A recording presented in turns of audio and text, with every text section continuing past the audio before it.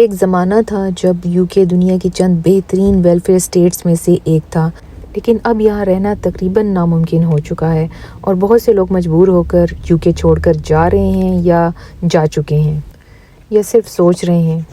बिस्मिल्लाहिर्रहमानिर्रहीम, अस्सलाम वालेकुम व्यूअर्स, उम्मीद है आप सब खैरियत से होंगे। ये वीडियो बहुत ही इंटरेस्टिंग और इन्फॉर्मेटिव है, इसको एंड तक देखिएगा और लाइक और सब्सक्राइब करना मत भूलिएगा। तो जी दिन का आगाज़ हम करते हैं आज के ब्रंच से। तो ब्रंच जैसी बना रहे हैं आज मूली के पराठे। आज जी हांडी दी बिल्कुल छुट्टी है क्योंकि आज हमारा प्लान है कि हमने एक ख़ास जगह पे खाना खाने जाना है बाहर, तो इसलिए घर में आज कोई खाना नहीं बनेगा। ये मूली की रोटी इंतहाई सिंपल है। इसके मसाले में मैंने सिर्फ कद्दूकश करके मूलियाँ डाली हैं, उनको निचोड़ के अच्छी तरह, उसमें प्याज डाला है, हरी मिर्च डाली है, हरा धनिया डाला है और थोड़ा सा ज़ीरा, थोड़ा सा साबुत खुश्क धनिया डाला है, अनारदाना डाला है और अजवाइन डाली है और हस्बे जायका नमक और सुर्ख मिर्च डाली है। तो लो जी गर्मा गर्म साड़ी मूलियां ने रोटियां तैयार हो गई ने ते हुण असीं इन्हां नूं खावांगे। जी हांडी तो अज पकनी नहीं, तो मैं सोचा कि जिहड़े होर छोटे छोटे काम ने वो कर लीए। जी एक तो मैंने थोड़ी सी बहुत सफाई करनी है और दूसरा मैंने जो है वो बर्तन इकट्ठे हुए हैं वो धोने हैं और साथ में जी मेरा एक पार्सल आया हुआ है जिसमें कि बड़ी ज़बरदस्त आइटम है। ये एक स्टोरेज बॉक्स है जिसको मैंने असेंबल करना है। तो जी मैंने बड़े मज़े से दही के साथ अपनी मूली वाली रोटी खाई, बहुत मज़ा आया। तो ब्रंच साडा हुण ख़त्म हो गया, तो चलो उनको काम लग जाओ। ये मेरा पार्सल आया हुआ था 1-2 दिन से जिससे मैंने खोला भी नहीं था। ये मैंने टिकटॉक से एक स्टोरेज बॉक्स जो है वो ऑर्डर किया था। ये बड़ा ही खूबसूरत है, बहुत ही इकनॉमिकल है और इजी टू असेंबल है। ये आप देखें इसके ऊपर सारी क्रश वेलवेट जो है उसकी कुशनिंग हुई हुई है। इसका साइज़ भी अच्छा खासा बड़ा है और इसमें काफ़ी सारी चीज़ें स्टोर की जा सकती हैं, चाहे वो कपड़े हैं या बेड कवर हैं या कोई ब्लैंकेट हैं या कोई पिलो हैं, कुछ भी आप इसमें स्टोर कर सकते हैं। और मैंने इसमें आप छुप भी सकते हैं, इसमें आप हाइड एंड सीक भी खेल सकते हैं। जी इसको मैंने झटपट से जो है असेंबल कर लिया है और ये देखें जी इसकी लुक। ये ना सिर्फ स्टोरेज के लिए आप यूज़ कर सकते हैं बल्कि आप इसको एज ए सीट जो है इस्तेमाल कर सकते हैं। आप देखें कि ऊपर सारी कुशनिंग हुई हुई है, इसके ऊपर आप आराम से जो है बैठ सकते हैं। एटलीस्ट 2 बंदे इसके ऊपर बैठ सकते हैं और ये कोई इतना नाजुक नहीं है कि इतनी जल्दी टूट जाएगा, मतलब अच्छा खासा मजबूत बना हुआ है। ये दिखने में बहुत ही खूबसूरत लगता है और फर्नीचर का हिस्सा लगता है। ये देखने में बिल्कुल भी नहीं लगता कि ये कोई स्टोरेज बॉक्स है, बिल्कुल ऐसे ही लगता है कि जैसे कोई बैठने की कोई जगह है, जैसे पुराने वक्तों में हम बैठते थे ना मूड़ों के ऊपर, उसी तरह का बस ये समझिए ये इंग्लिश स्टाइल का मूड़ा है। तो इसमें जी मेरा छोटा बेटा जो है वो छुपा हुआ है, हाइड एंड सीक खेल रहा है। तो देखिए मैंने उसके ऊपर जो है वो इसका कवर भी लगाया हुआ था, तो वो देखें पूरा फिक्स हो गया उसमें। तो इसको आप हाइड एंड सीक के तौर पर भी यूज़ कर सकते हैं और ये इतना बड़ा है कि बड़ी आसानी से जो है मेरा बेटा इसमें छुप गया था। और आप देखें कि इसमें मैंने काफ़ी सारा सामान जो है वो रख दिया है, वो इजीली ऊपर से बंद हो गया और इसका ढक्कन बंद करना और खोलना बहुत ही आसान है और वेलवेट की क्वालिटी भी बहुत ही शानदार है। ये मुझे टिकटॉक से सिर्फ 10 पाउंड में मिला था। अगर आपको पसंद हो तो आप भी टिकटॉक पे मेरा अकाउंट विज़िट कर सकते हैं। मेरे शो केस में आपको ये आइटम आसानी से मिल जाएगी। अच्छा जी हमने टॉपिक जो अपना चूज़ किया है वो है यूके में रहना तकरीबन नामुमकिन हो गया है और वो क्यों हो गया है उसकी कुछ रीज़न्स हैं, तो उन रीज़न्स के ऊपर हम बात करेंगे। तो पहले जो है हम जो छोटे मोटे काम हैं अपने वो निपटा लें, तो फिर निपटाने के बाद हम एक ही दफ़ा इस टॉपिक पर जो है तफसील से बात करेंगे कि आखिर क्यों लोग यूके छोड़ के जा रहे हैं। तो ले जी हमने फटाफट जो है सफाई की और सफाई करने के बाद जो है मैंने बर्तन जो हैं वो डिश वॉशर में डालने हैं। तो थोड़ी सी डिश वॉशर के ऊपर भी बात कर लेते हैं। मेरी जी एक मिलने वाली थी, मुझे कहती है ये डिश वॉशर किस लिए लगाया है तुमने, ये तो वैसे वेस्ट ऑफ मनी है, वेस्ट ऑफ टाइम है। हम तो जी एक कतरा लेते हैं वॉशिंग अप लिक्विड का और जी हम तो बर्तन धो के वो मारते हैं चंद मिनटों के अंदर, और तुम जो है इसकी टैबलेट्स लेती हो वो तो इतनी महंगी पड़ती हैं, तो जितनी देर में तुम बर्तन इसमें लगाती हो उतनी देर में तुम ढेरों बर्तन धो लेते। तो जी मैंने डिश वॉशर क्यों लिया और क्यों यूज़ करती हूँ, तो इसके फ़ायदों पे ज़रा बात करते हैं। नंबर 1, ये सिर्फ बर्तनों को धोता नहीं बल्कि उनको स्टेरिलाइज भी कर देता है। नंबर 2, ये बर्तनों को सुपर क्लीन कर देता है और उसमें सुपर शाइनिंग आती है, ऐसी ग्लो आती है कि आम धोने में कभी भी ऐसी शाइन नहीं आ सकती। नंबर 3, ये बर्तनों को बड़ी क्विकली ड्राई भी कर देता है, आपको खुद से कोई एफर्ट नहीं करनी पड़ती। और नंबर 4, ये आपके बर्तनों को डस्ट से महफूज रखता है। अगर आप आम तौर पे धो के बर्तन बाहर रखते हैं तो उनके ऊपर फ़ौरन डस्ट पड़ जाती है। और नंबर 5, ये आपके बर्तनों को बैक्टीरिया, वायरसेस और डिफरेंट किस्म के इंसेक्ट्स या कीड़े मकोड़ों से भी बचाए रखता है। And last but not the least, number 6 पे आता है कि ये बहुत ही टाइम सेविंग है बल्कि साथ साथ एनर्जी सेविंग भी है। अब एनर्जी सेविंग से मुराद ये नहीं कि ये बिजली की बचत करता है, एनर्जी से मुराद हमारी अपनी ओन एनर्जी है। आपने जस्ट बर्तन रिंस करके इसके अंदर लगा देने हैं और उसके बाद एक बटन ऑन कर देना है और बस ये लगा के छोड़ देना है। उसके बाद खुद ही बर्तन धुलने हैं और सूख जाने हैं और आपकी सारी एनर्जी और आपका सारा टाइम जो है वो आपका सेव हो जाएगा। अगर आपने बाहर भी कहीं जाना है तो बड़ी आसानी से आप इसको ऑन करके छोड़ के जा सकते हैं और आपको कोई टेंशन नहीं होती और आपका टाइम भी सेव हो जाता है और एनर्जी भी सेव हो जाती है। और वही एनर्जी जो है वो आप अपने आप को तैयार करने में लगा लें तो वो ज़्यादा बेहतर है, या आप वही एनर्जी किसी और एक्टिविटी में लगा सकते हैं, घर के किसी और काम में लगा सकते हैं।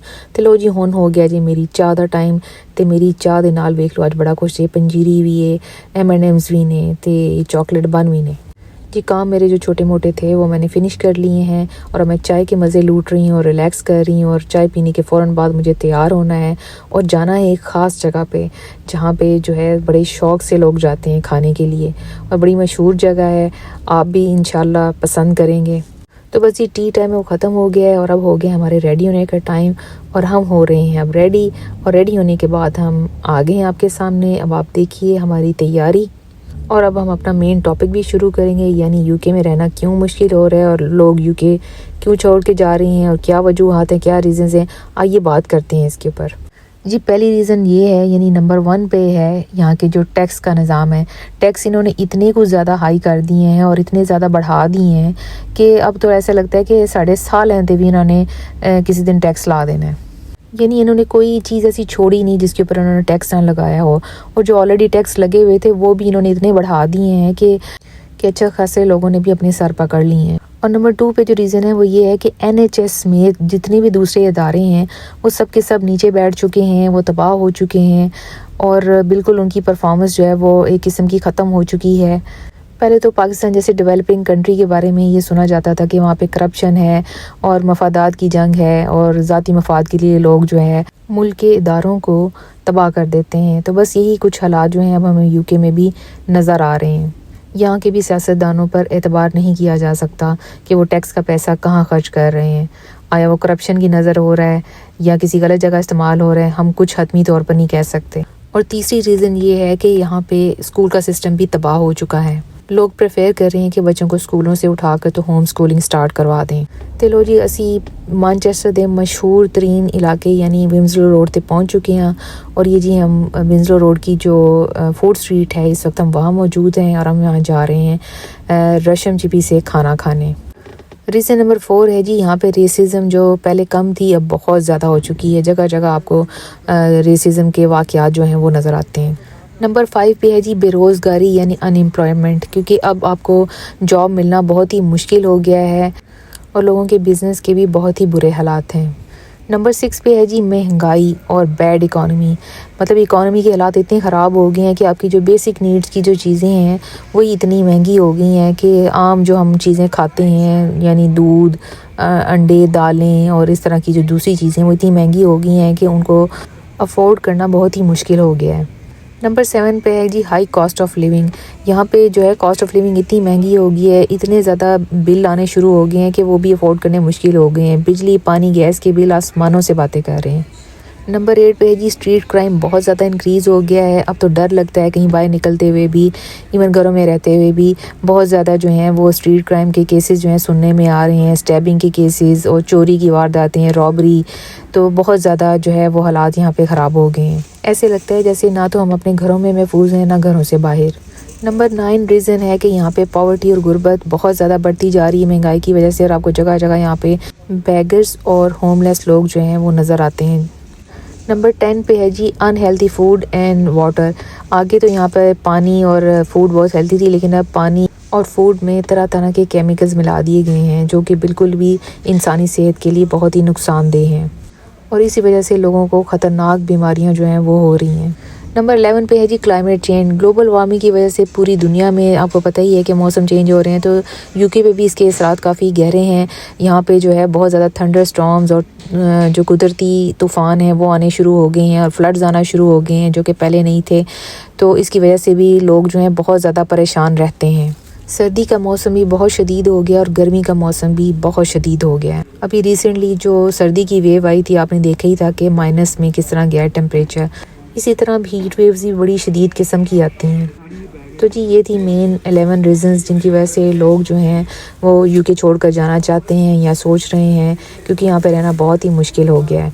तो जी हमारा डिनर जो है वो कंप्लीट हुआ। हमने रेशम चिपी से बड़ा ज़बरदस्त खाना खाया, जिसमें हमने खाया कुबैदा और चिकन टिक्का, और इनका साथ में सैलेड था और पिकल्स और इनके स्पेशल नान और ड्रिंक्स। बहुत मज़ा आया। बच्चों ने नहीं खाया क्योंकि बच्चे ये पसंद नहीं करते, बच्चे बर्गर्स पसंद करते हैं क्योंकि बर्गर बच्चे हुए हैं ना, तो बस उन्होंने खाए बर्गर्स। और हम जो खाना बच गया था वो हमने पैक करवा लिया और अब हम जा रहे हैं डेज़र्ट शॉप। विंसर रोड जो है ये एक मशहूर फूड स्ट्रीट है मैनचेस्टर में। अगर आप कभी जाएं तो यहाँ ज़रूर चक्कर लगाएं, आपकी फ़ेवरेट फूड में से कोई ना कोई आइटम तो यहाँ मिल ही जाएगी। तो ले जी हम आए हैं यहाँ पे डेज़र्ट शॉप, जिसका नाम है लाहौरी आइस बार। पहले यहाँ पर कुल्फ़ियों की रेडी हुआ करती थी साथ में, पता नहीं वो किधर गई। तो बहरहाल हम यहाँ आए हैं डेज़र्ट लेने। मेरे हस्बैंड ने लिया यहाँ से फ़लूदा और मैंने लिए अपने फेवरेट पान यानी मीठे पान। विंसर रोड पे आपको हर तरह की देसी और वलायती फ़ूड जो है वो मिल जाती है। यहाँ पे ज्वेलरी और कपड़ों की भी शॉप्स हैं, बड़ी ज़बरदस्त बुटीक्स हैं। कभी आप आएँ तो ज़रूर चक्कर लगाएं यहाँ पे। हालांकि इतनी शदीद ठंड है लेकिन फिर भी यहाँ पे हमेशा की तरह रश है। जब भी कभी हम यहाँ आते हैं तो यहाँ पे हमेशा रश होता है, चाहे रात के 1 या 2 भी बज रहे हों।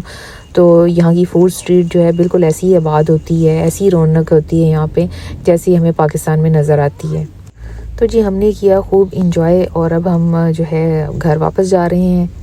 ये था आज का व्लॉग। उम्मीद है आपको पसंद आया होगा। वीडियो को लाइक और सब्सक्राइब करना मत भूलिएगा। अपनी दुआओं में याद रखिएगा और अल्लाह आपका भी हामी और नासिर हो और अल्लाह ताला आपको खुश खुरम और आबाद रखे। तो फिर इंशाल्लाह किसी अच्छे और इंटरेस्टिंग टॉपिक के साथ आपसे दोबारा मुलाकात होगी। कमेंट्स में बताइएगा कि वीडियो कैसी लगी। ओके जी, स्टे ट्यून्ड। अल्लाह हाफिज़।